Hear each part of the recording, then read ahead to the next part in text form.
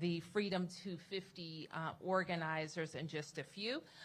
We are located in the district's Emergency Operations Center, DCHCMA, and we want to provide an early briefing of what the public can expect regarding the preparation for Freedom 250. As you saw, in just a few weeks, we will see the Freedom 250 Grand Prix make history in D.C. With D.C.'s first ever IndyCar series in Washington. So we're very excited about that.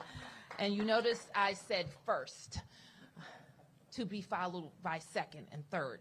It's an exciting opportunity to showcase our city to a global audience, welcome hundreds of thousands of viewers and in-person guests as well to mark this race in the district.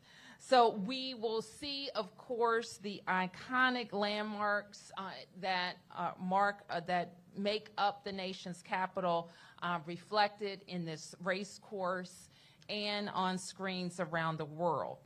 So an event of this scale requires months of planning. So I want to thank my team. I want to thank our federal law enforcement partners as well as the race organizers. District agencies have been working alongside these partners for a fantastic event for many, many months, as I mentioned. A lot of the teams had a very busy summer getting ready for the events of the Freedom 250. So now we're asking the community to prepare as well. Obviously, an event of this size will require a lot of setup and preparation. The event takes place on August 22nd and 23rd. But you will begin to see some restrictions and changes to the roadway already, because the construction of the course and the viewing areas has begun. There will be temporary road closures, parking restrictions, and impacts to traffic. And as we get closer to the event, we strongly encourage everyone attending the race or heading downtown on race days to, of course, plan your travel and use Metro. It will be best to leave all of the downtown driving on the race course, and we will post updates as we have them on 250.dc.gov. We also want people to text DC 250 to 888-777 to get real-time updates about the event. So I want to end my remarks by thanking our team for working tirelessly and for just embracing the opportunity to showcase DC in this way and to welcome the tremendous economic impact that this has for our city, bringing people to spend time in our hotels, go to our restaurants, and enjoy their nation's capital. And I want to encourage DC residents, of course, to do the same.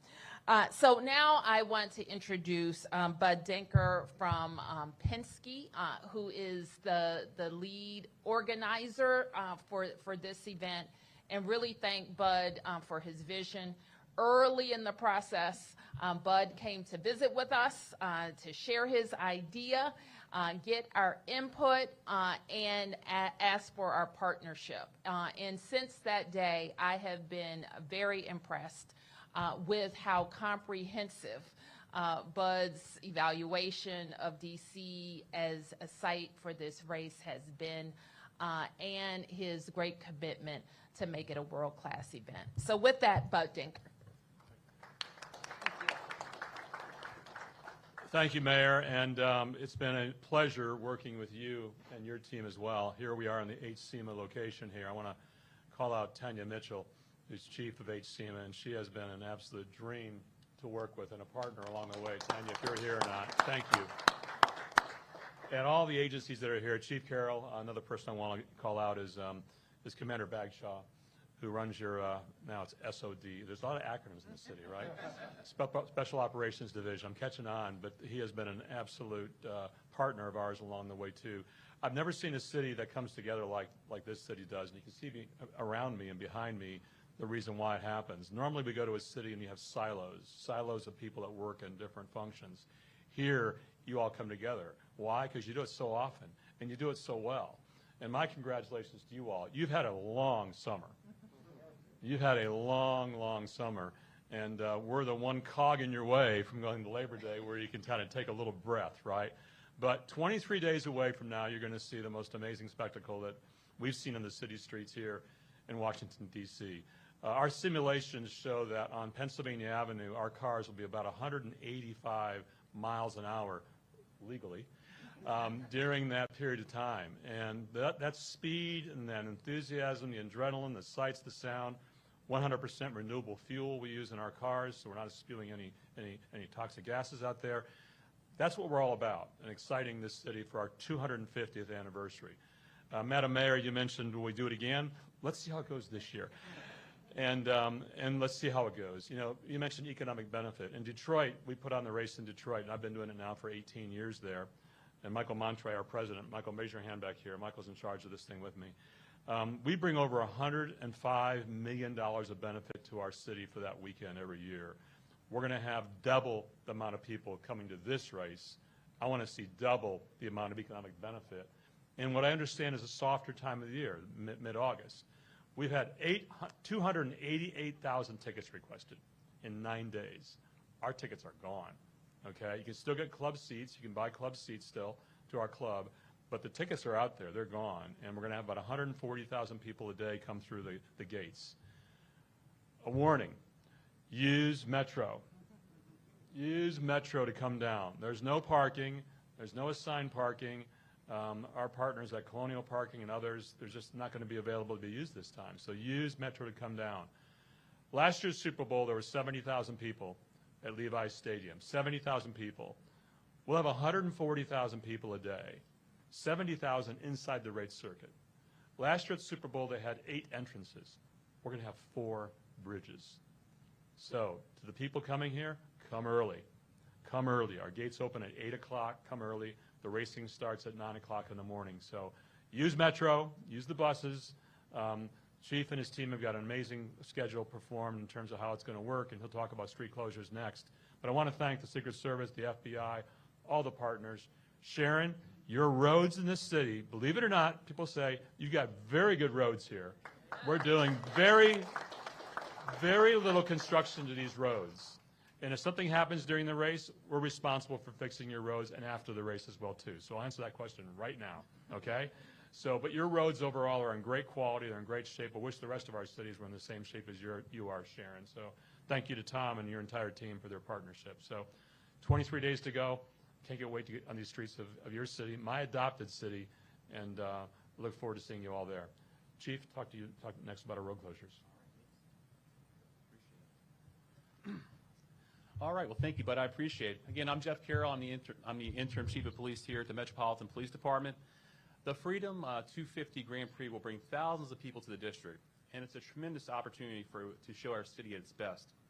The Metropolitan Police Department is fully prepared to support this event, and we're committed to ensuring that everyone who comes out to enjoy the race can do so safely.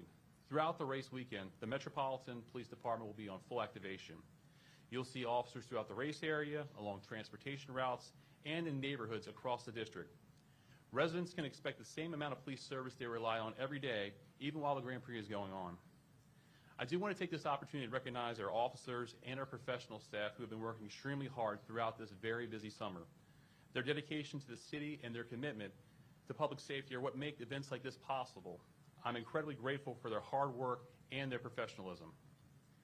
We've been working closely with our DC government partners, event organizers, our law enforcement partners for months to prepare for this. The coordination is critical to ensure both public safety and a smooth event. As with any large-scale event, there will be significant road closures, parking restrictions, and traffic impacts surrounding the race course. The event build-out already began on July 22nd and has started to impact parking, curb lanes, and partial travel lanes along the mall area. Road closures will begin in the area on Saturday, August 1st, and they'll gradually increase in the area surrounding the racetrack, with many of the road closures going in place in the morning of Friday, August 14th. We encourage everyone to go to 250.dc.gov for the latest information on road closures, parking restrictions, and transportation options before you go out. And if you need to drive near the race course, as Bud said, please plan ahead. Allow extra time for travel and consider using Metro or other public transportation whenever possible. And finally, public safety is a shared responsibility. If you see something that doesn't look right, say something. For emergencies, call 911. For non-emergencies, you can contact MPD at 202-727-9099 or text us at 50411. We appreciate everyone's patience and cooperation as we welcome visitors from around the world and safely host another world-class event here in the nation's capital. And now I'll turn it over to Matthew Quinn, the Deputy Director of the United States Secret Service. Thank you, Chief. Good morning, everybody. Again, Matt Quinn, Deputy Director at Secret Service. Just a few things this morning. First, can't not take advantage of this opportunity to acknowledge a few people and then make a few announcements. This has been a long summer for Washington, D.C. Mayor Bowser, Chief Carroll, Director Osborne, and must mention Deputy Mayor Appiah. We've asked a lot of all of you this entire summer. Thank you all for what you've done to help make all of these events throughout this summer, and we've got one more big one to go, safe and successful. It's our shared responsibility. Everyone standing up here on the stage behind me right now is unified. We're all on the same plan to make sure that this event goes off as safely and successfully as possible for the residents of Washington, D.C., from the people traveling in from all over the world to watch this historic event. So thank you all very much. And I have to mention Bud Danker, too. We've done a lot of national special security events, to SEER events, to major events all over the country. It has been a great partnership, and I probably will upset some other people, but have never worked with anybody that is so invested personally in making sure that this goes off with security in mind. So, Bud, thank you very much. Few quick announcements or things to expect. You're going to see a very high level of uniform presence throughout the city and around this event. Secret Service agents, Secret Service police officers, MPD, U.S. Park Police, FBI, across the board, you're going to see a large uniform presence. You won't have to look far to get help. Right? And Chief Carroll mentioned, and I want to just reiterate, if you see something, say something. It is a shared responsibility to make sure that this goes off successfully and safely. I ask for your patience. No matter what we do in these events where freedoms meet security, there are inconveniences. We're going to do our very best to make sure we minimize public impact, but keep it a safe and successful event. What you can expect at the various checkpoints is TSA-style magnetometer screening. So clear bag policy is in effect. Plan ahead, sign up for the HCMA alerts, listen to the traffic advisories, and as Bud said, please use the Metro. Technical countermeasures and the unseen things that we'll be doing to make sure this is safe. I won't get into them all, but I do think it's appropriate to mention drones. For example, if you think that flying a drone to get a great view at this event, I would think twice. In the most restricted airspace in the country or in the world, leave them at home. There will be lots of seen and unseen countermeasures deployed throughout the city to make sure that this goes off without a hitch, and everyone, race fans and public alike, have a great event through the weekend. So I thank everyone here, all of the partners working together to get this done, and we'll look forward to seeing everybody out there at the race. Thank you very much. Turning it over to Mr. Pilsher.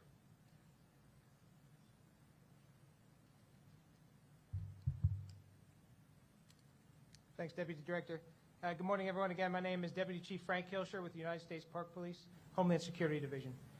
As we have throughout the summer, the U.S. Park Police is working closely with our law enforcement partners to continue to provide the highest level of safety and security to D.C. residents and visitors. The U.S. Park Police has committed additional officers to patrols and the Grand Prix event.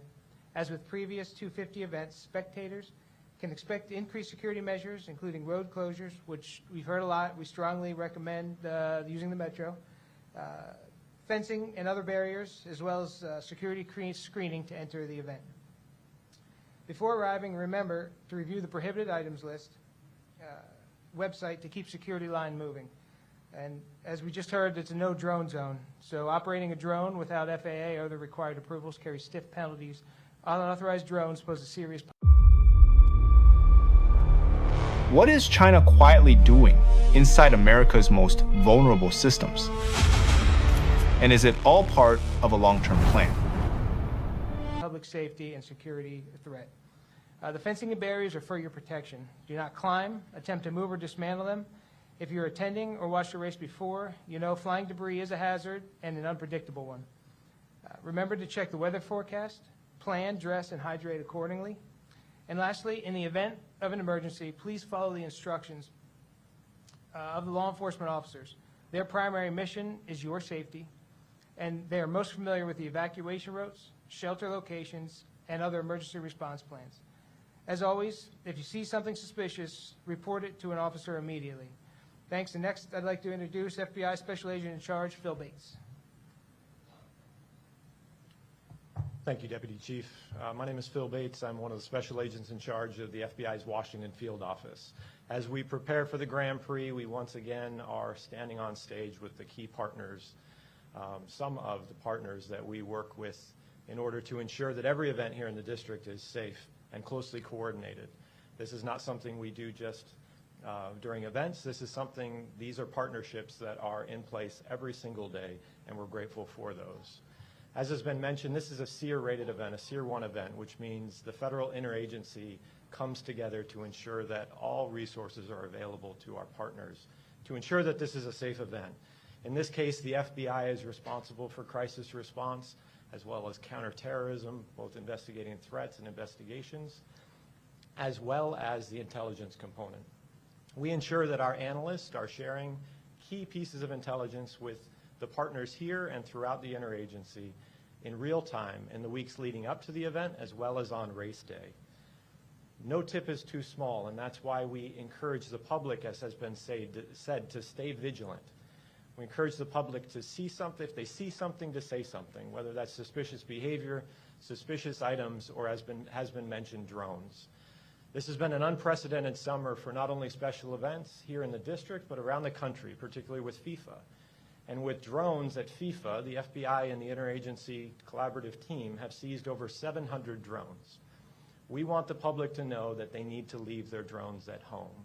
This is a no-fly zone, as was mentioned by the Secret Service, 365 days a year.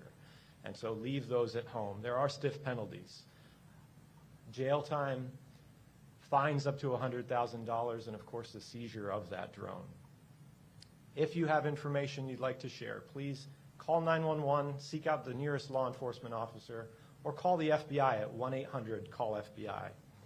We hope for a safe and enjoyable event, not only for the fans, the general public, the race teams that'll be in town, and everyone in the city who is here to enjoy this wonderful city and the celebrations of America's 250th birthday. Thank you for your time today, and I'll now turn it over to WMATA GM Randy Clark. Hey, good morning, everyone. First of all, thank you, Mayor, for having me as always. Appreciate the great partnership and all of our partners, and especially Bud. This is quite an event, and we're excited to work with you. With all the comments here, I think the pressure's on Metro for everyone to go to Metro. So, Bud, the only thing faster in this town than IndyCar race is getting to another race on Metro. How's that? Huh? That's pretty good. I worked that in. I was back there. I had to think of something to mix it in there. So I want to also take a moment and like everyone, really recognize our team at Team Metro. It has been a very long, hot summer. On top of all of our big special events, we are running a very significant Red Line construction project outage for the Purple Line integration. It will be our largest bus shuttle we've ever done. Over 400,000 people already on the bus shuttle in the last few weeks. The team is really looking forward to this event, and they're really looking forward to this event to be over. And then we can kind of get right back to school. So just really want to take a moment and recognize the Metro team and all of our partners. We are very excited for this event, though. Just like July 4th, we are very prepared and ready to have all the extra service needed. Just a reminder, on July 4th, we had our largest July 4th ever, largest in the history of Metro. 866,000 trips on Metro on July 4th, including 120,000 after midnight. Let's agree that we're not going to do post-midnight for the race. I think we all agree with that. But we are prepared. We are going to be running extra service as needed. You'll see this map behind me. This is the key, knowing where to go. If you have a ticket to the event, look on that ticket and then know the exact Metro station that best gets you there. We have 8 stations in the general perimeter, but really want to call out Archive stations, Federal Triangle, Smithsonian, Federal Center Southwest, and LaFont. If you're a Red Line customer, you might want to think of going to Judiciary or Metro Center and just walking to the event versus the transfer. But we will have extra staff. All of our police are engaged, and again, extra service. I will highlight there will be significant bus detours. We've had a fair amount throughout the city and the region already this summer. Obviously, with some construction going on for the race course, there's going to be ongoing bus detours. Please go to wamada.com and detour and get all those updated detours if you're a bus customer. A couple last things to highlight. When you go to use the system, if you're not a regular user, tap, ride, and go. It means take your Apple phone, your watch, credit card, debit card, tap, enter, tap, leave. You don't have to worry about one of those old school smart trip cards. We want you to have a very frictionless, quick experience.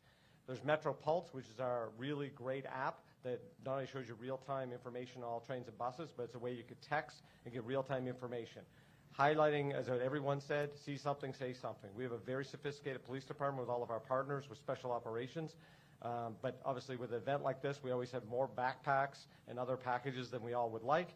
So if you're not going to have them obviously allow them into the zone, let's just think about not even taking them on Metro to begin with. And I think that would help everyone as well. Lastly, want to highlight, we are going to be doing a special, Mayor, you're going to like this one. We have a special Freedom 250 Grand Prix Smart Trip card. And that's the big thing in Metro, obviously. So we'll stay tuned on social media and our press release with the more information on where those will be available and the counts, but we expect those to go very quick. Bud will make sure you get a really nice one of those to frame up, and the mayor will make sure there's another one for the next year and the year after. I thought I'd highlight that. But those are our limited edition, and they're going to be really fun. So again, please stay safe, everybody. Metro will be there to get you in and out. Go early. Have a little patience. This team of all partners know how to get you in and out safely, and have a great event. Thank you. Well, I want to thank each of you for those comments, and I too want to acknowledge my public safety team that has just been really outstanding, and I couldn't be more grateful, led by Deputy Mayor Lindsay Appiah, our HSEMA Director Clint Osborne, who is just behind me, our Chief of Police, Jeff Carroll, our Fire Chief, John Donnelly, and a special guest to the public safety team for this event, our DDOT Director, Sharon Kirschbaum. Please give them a round of applause. I also want to acknowledge my Chief of Staff, Tomas Talamonte, who leads our Special Events Task Force. And Tanya Mitchell has been acknowledged, who is just is the thread between all of these events over a lot of years. And I'm grateful to them for their leadership. So with that, I'll take a few questions. Yes, please acknowledge yourself. Please introduce yourself. Thank you. Owen Hayes with NBC News. In terms of the total cost, do you have an estimate for that? And for, the road maintenance was addressed previously, but for things like that, MPD full activation, any other costs of putting this on, who's going to be paying for that? Well, I will turn to Bud and let him talk about how he produces this event and how he's done it across the country. We will be supporting this event as we always support special events or large events in the nation's capital. With our police department, our DPW, and in this case, with DDOT.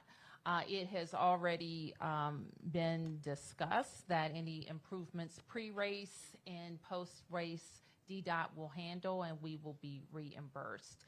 We have, and the district every year argues for EPSF, a special security fund. And let me ask Deputy Mayor Apia to talk about that fund. Sure. So our Emergency Planning and Security Fund is dollars that are allocated to us by the federal government because we do a lot of special events here. So this year we have $90 million that's been allocated to that fund, which is on par with an inauguration year like last year because of all of the 250 events. So those are the funds that we use to support all that you just heard that the mayor talked about. Yeah, thank you for that question, because it's often the first one that comes up, right? Who's paying for what? So you have an idea of the race to put on in Detroit. I'm not going to give our budget here. Is over $20 million. This race is much more than that, and we're the ones responsible for that cost. Okay, except for the security that the mayor talked about and the agencies providing security.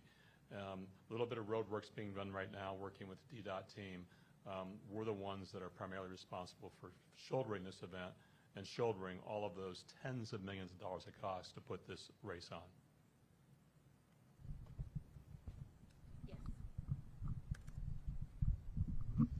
Muriel with DC News Now. Just a question for spectators. I know that you need tickets to get, the free tickets to get into certain areas, but there's other spots spectators can watch. So does the security vary by different areas? And then also for people that don't have tickets, they're kind of free to just come up and watch? Are there areas, like can they go to the Lincoln Memorial and be able to see anything, or how does that work? Sure, but I'll stay up here maybe for a little bit. Yeah, there's, as I mentioned, 288,000 ticket requests have been provided. We acknowledged and provided 260,000 of those folks to come. So about 28,000 tickets were not available to come, just in terms of sheer size and scope, and getting them through efficiently through the mag and bag systems as well too. So unless you're at the racetrack, to answer your question, okay, remember we put up 1 meter high, 10,000-pound walls around our racetrack. Our cars are about 1 meter high. So unless you're on an elevated surface or close to the race circuit, you're not seeing those cars. The best place to watch it on, if you're not able to come to the event because you haven't got a ticket, is on Fox. Fox is carrying this race live on network, okay, from 1 o'clock. Actually, it started at 11:30 in the morning till 3 o'clock in the afternoon, hour and a half pre-show. But if you don't have a ticket to the event right now, it's really difficult to see the track itself and to see the cars performing. There are tickets still available in our club, the Champions Club, that are still available. That's a hospitality experience for Saturday and Sunday.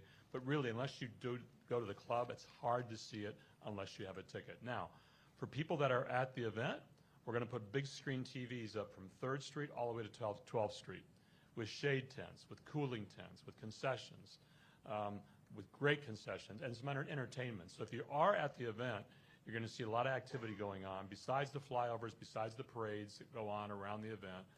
But if you don't have a ticket, the best place to watch the race is on Fox, beginning at 11:30 on August 23rd. Raphael with the WSA 9. Luckily we do have some comparisons given the events that have happened. Can we compare the safety screening to what we saw during the fireworks show? And then my second question is, during the fireworks show, we saw inclement weather. People had to be kind of rushed out. Did we learn anything from that incident where we saw people that weren't cooperating with law enforcement, or there was some confusion, some refusing to leave the perimeter area, that we're going to implement this time around in case we saw situations like we saw then and even last night? Let me ask Deputy Director Quinn to speak to security in the MAGs. Sure, thank you. To answer the question, if it'll be similar to July 4th, yes. Very similar in terms of, if everyone in the city's probably been to a normal Secret Service MAG operation, MAG and bag. It will vary different times throughout the event of who's operating those systems, but the overall program will be very similar. In terms of the July 4th and the inclement weather, we learn from everything we do. We had identified locations just like at this event. We're expanding where those reload locations are, where those safe areas are to go, and communicating it well. We've added a committee to think about crowd movements and how we can do it probably more efficiently than we did last time. But to answer the question directly, very similar, and yes, taking into consideration inclement weather and where those safe havens are located. Yes. hear from you, because previously you said you would comment on the MPD crime data manipulation after the Inspector General report was released, and you ordered that report. Can you tell me why you haven't commented? Yesterday, I asked your office, had no comment. And can you also tell me, do you accept responsibility for what occurred under your administration with the police department? Yes. And this is my first time before press since it was released. And I fully concur with the chief's remarks. And let me also say that I'm fully grateful for MPD and their work in driving down violent crime in the city. If we were talking in 2023, we would be talking about carjackings and homicides.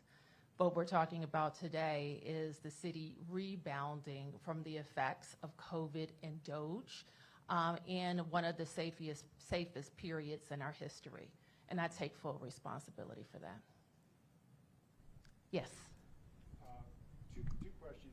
One, I'm sorry, Mark Seagraves, Channel 4. But on behalf of all the other networks, thanks for the Fox shout out there. I heard the word flyover, and I'm just wondering if that will mean any disruptions to air travel at our local airports because of that. Good question. But do we have that, any impacts on? We will expect to have. Good afternoon. Anytime we have a flyover in the National Capital Region, we're close enough to the two major airports that we will expect to see closures. You can go to the airport websites or social media accounts, or MWA's airport social media accounts and website for updates on that. We will continue to work with the event organizers and all of our partners on any other impacts to the city. So you don't have specifics on that just yet? Not yet. Okay, and then my other question was about weather, I guess maybe for Bud. Is there what would it take for weather to somehow impact this, whether it be heat or rain, that would either delay or cancel? Is there a rain date? What happens in that event? Good question regarding weather. So this is a street course. So Indy cars race in the rain. We just change the tires and put rain tires on, right? It causes more calamity, but we do race in the rain. So unless there's lightning in the area, the show goes on. Okay, and if the show can't go on that day, we'll look for an alternative date, perhaps the next day as well too, with our partners. I do want to say, lessons learned from July 4th. NPS, Captain Timothy Van Dyke has provided us, and you'll see this information on our websites with the safe havens. There's currently 10 safe havens identified. The Smithsonian Institute Air and Space Museum, the American Indian Museum, the National Museum of History. Those are all going to be handled by NPS, but then there's also 7 more that are staffed by the FPS as well that are all around the circumference of the area. So there's a lot of safe havens identified around our racetrack that I'm very confident in what the team has built here behind me to accommodate those situations if we have weather like happened for the 4th of July. But if it's raining, we race in the rain. Yes. 1, 2, 3. 4, 3, 2. Yeah. Hi, Emma Eber with CityCast DC. I'm just wondering, do you have an estimate of how many overtime hours MPD will work due to the race, and an estimate of what that cost will amount to? I don't have an estimate right now, the actual hours that MPD will work. We do know that the entire department will be on a full activation Friday, Saturday, and Sunday, as there are events going with that. There also will be build out, as I mentioned, as some of the road closures come online. A majority of the area around the racetrack will begin closures around the 14th and kind of build out from there. So there will be additional costs for officers to staff some of those closures beforehand. Obviously, once the event's over, we'll have the full cost for that. Yep. Thank you. Rachel Kurzius with the Washington Post. You mentioned potentially having future races like this in DC. Could you tell me a little bit like how serious you're being about that, and then also what success would look like that would create more of these races? I'm very serious, and we have spent 12 years leaning into our sports and entertainment economy, and it's a part of our economy that is operating very well. So by 2030, we will have all of our professional teams in the city limits. We will have a brand new NFL stadium. We will have a $800 million investment completed at the Capital One Arena. And this summer, we got to test some other entrants into the sports capital. The UFC that built out a big production on the grounds of the White House and now IndyCar. And so Dana White has said he would never do that again, and we don't want him to do that again. But he could go to Cap One Arena in their inaugural year, and that's what I'll be pushing him to consider. And we know, and I have visited, our team has visited a couple of sites across the country that do street races like this. We went down to Arlington. I was recently in Long Beach. I talked to the former mayor of Long Beach, who is now the Democratic ranking member for the Oversight Committee, who had great things to say about street racing in Long Beach and what it did for Long Beach. And so we want to obviously make the world know that DC is a place for world-class sporting events. Okay, a couple more. Yes. Rebecca with 7 News. Question probably for Secret Service. Can you talk about what went into the designation of this event as a SEER 1 as opposed to a national special security event? And then are there any known credible threats to this event at this time? Sure. In terms of designation, that process is managed through a committee process that Secret Service is a part of, FBI is a part of. It goes through a process and we make a recommendation. And in this case, based on all of the factors, the recommendation was that it would be a SEER 1 event. That decision goes to the Secretary of Homeland Security, who ultimately either approves or denies the designation. And in this case, based on all of the factors, the SEER 1 event, you could, not officially done, but you could consider this a SEER 1 plus. Agreements done and came together that all of government in DC and all the federal components agreed that we would support this to greatest ability we could. And your second part to that? I'm not sure if this would be for FBI instead, but are there any known credible threats at this time to the event? I don't have any to report right now, but I'll certainly offer it to FBI as well. Yeah, thank you. At this time, we're not aware, or we have no credible threats to the event, but of course, as I mentioned, we will remain vigilant throughout the next 23 days and of course throughout the weekend, working with the interagency collaboratively to ensure that this is a safe event. Yep. Thank you very much. Jacob Bogage with Reuters. 2 questions kind of on separate topics. One on drones. It seems like there is a pronounced emphasis on drones, both civilian and otherwise, which I imagine would be more problematic. Could you all walk us through a little bit why the pronounced emphasis on drones, and if there's things that you've seen from events earlier this summer regarding 250 where drones were a concern? That was one. And then I can move on to 2 right away. Yeah. The other one, and this might be for you, Bud, on roadways. When you do street races, what do you typically see both beforehand for build out and either during or afterward for repair and improvement? I guess what should folks around the city be expecting roads to look like and the work that you all put in afterward? Let's start with the Secret Service.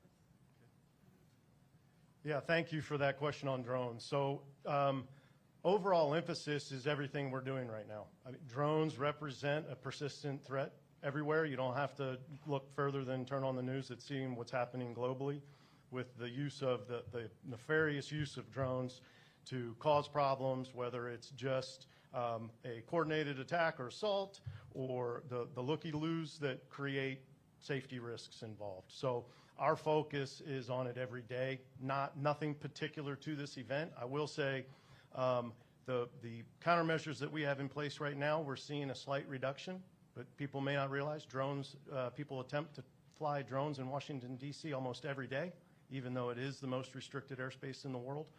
and it just represents overall a rather large concern no matter where we go. Our FBI colleague made the comment of the number of seizures at the FIFA events. Another good reason to make sure we have robust countermeasures in place for this event, and we will.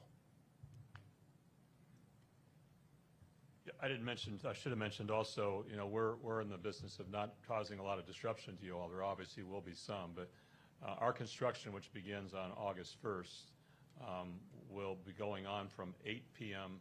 to 6 a.m.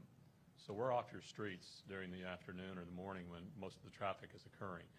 Congress is on recess during this period of time, as you all know, too, so there's less activity going on in that area, which is another reason we chose this date in August to put the race on. You know, your roads, we have 220 manhole covers. I know that number. We counted them all, okay?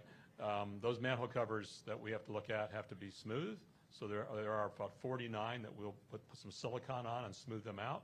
We'll take the silicone off after the race. That's the kind of measures we do. Every manhole cover has to be welded down. Like you do for inauguration, you weld your manhole covers down. Every one of our manhole covers has to be welded down. Why? Our race cars will suck the manhole covers off their places if they're not. So all those details we go into in preparation for this race that we do and we're responsible for at our cost and doing as well too. Relative to after the race, remember, our cars are only 1,700 pounds. The car you're driving right now is probably 3,500 pounds. We don't cause damage to your roads, okay? I have not yet, in all the years I've done racing and street courses, had to go out and repair roads afterwards, okay? So that's an issue that's not prevalent. The good news about your roads, Tom, I see back from DDOT back here as well, is that the aggregate that you use for your asphalt is the aggregate that we want for your roads. When it gets hot, our tires get hot, they get sticky. Your asphalt that you have here is the right aggregate to ensure it is not coming up during our race. Okay? Okay, last question, and then, and Sharon, if you have anything to add, I'll go to you next. Yes. Mike Murillo with WTOP. A couple questions. So one on topic. I know the Red Line project is still going on. It'll be going on during. Can you, Mr. Clark, talk a bit about that impact and how the buses will work through this and increase crowds because you have some bigger parking lots along the Red Line in Maryland? And on an off-topic question, can you talk a bit more about the decision not to sign the budget and why you didn't veto it as opposed to why you didn't veto it as opposed to just leaving your signature off?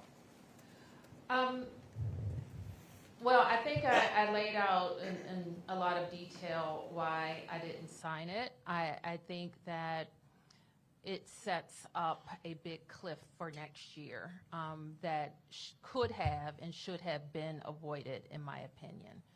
And it is the council's prerogative, certainly, to do that, but I don't think it was a good idea.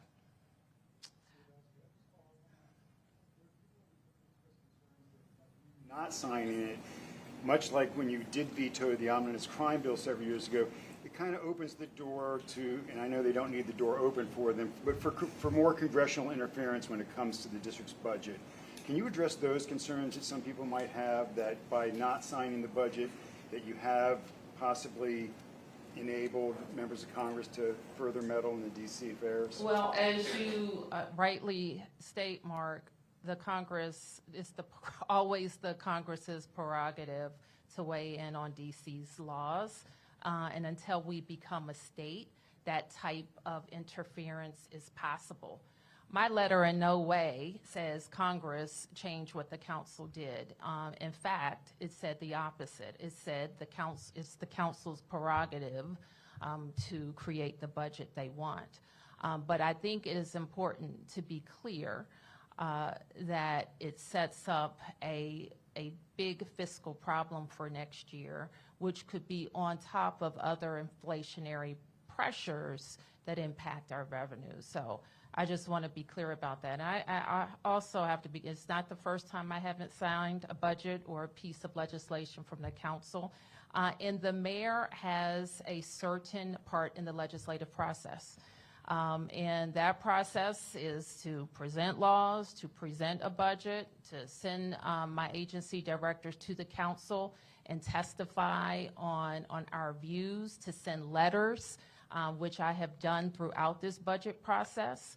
This is not the first letter that I identified the fiscal cliff. I did it when they voted the first time on first reading, and I've done it again. So my role in this process, I talked about up to this point, and I chose not to co-sign on these decisions. Yes. Chief? Yes. Scott Taylor, 7 News. Chief Carroll, the MPD Internal Affairs report showed that you were the first person to find issues with the crime numbers and push for an investigation. With that said, who do you think should be held accountable for what the Inspector General found about environment and culture that possibly allowed that within the department? Let me just start here by saying Chief Carroll has agreed to the recommendations issued by the Inspector General, and the Inspector General really is in the best position, and I've called on them many times in the last 12 years to look at management processes, to look for controls in the environment, and to make recommendations around those controls. When that happens and when that is robust, we know that individual behavior is less incentivized. And so that's why we take these recommendations very seriously. Chief Carroll has already begun to implement those recommendations. Chief. Thank you, Mayor. Yeah, Scott, as the Mayor said, I agree to all the Inspector General's recommendations as it relates to that. You know, my expectation for any member of the police department, may it be an officer, may it be an official, maybe myself, is to make sure that we are accurately reporting crime, we're classifying crime accurately within the DC code. And that's what we're going to continue to do. We've worked with our officers and officials to have additional training as relates to that. We're going to continue to do that. We're also establishing the Office of Data Analytics that will be there to help oversee and make sure and to fact check that outside of the process. So we're continuing with those improvements that we spoke about. Again, we're going to continue to move forward. You know, for individuals that may have violated policy, those aspects, of course, there is a procedure for that that'll go through the administrative procedure with that and the outcome as appropriate by the general orders. So, thank you.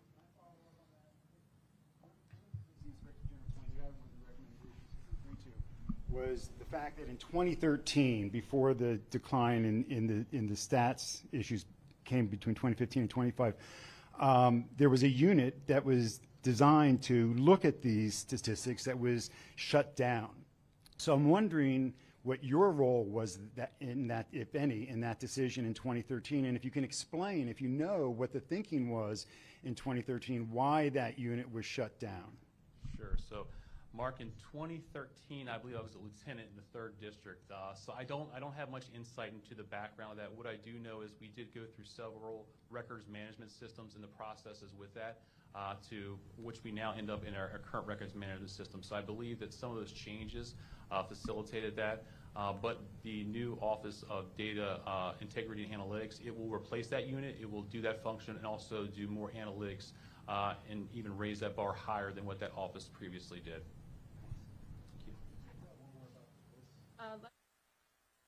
You asked the question about the red line. Okay. Thanks for the question. So as you know, the red line right now is shut down from Friendship Heights to North Bethesda. We're doing a pretty significant second entrance project with integration to the Purple Line. We're also doing rebuilding of the Grosvenor platform and significant track infrastructure work during our kind of normal summer construction outage. So right now, depending on the day, we're running over 100 buses at our shuttle. It is a very large shuttle. I think it might go down as the largest bus shuttle we've ever done in Metro's history. We've had over 400,000 people already on the shuttle. We really thank our customers for their patience. We understand there's been some hot days. Generally speaking, the shuttle has gone really well. Day 1's always rough. Day 2's a little bit better. Day 3, then it usually turns out really well. So one, you know, we appreciate their patience. We're currently on schedule and on budget for our projects, and we're doing everything we can to squeeze every day to be done as fast as we can on those. What we really encourage people to do is, and I think Bud hit this theme early, go early. So if you live or you visit from Friendship Heights north, especially Bethesda north, give yourself some extra time. Most of the commuters on a daily basis have this down really well now. We have between Montgomery County DOT, Maryland DOT, DDOT, We've worked really well on the traffic movement. I can't say enough about, Sharon, you're getting a lot of love today and deserve it so. The street guards and traffic control officers working up there have been amazing.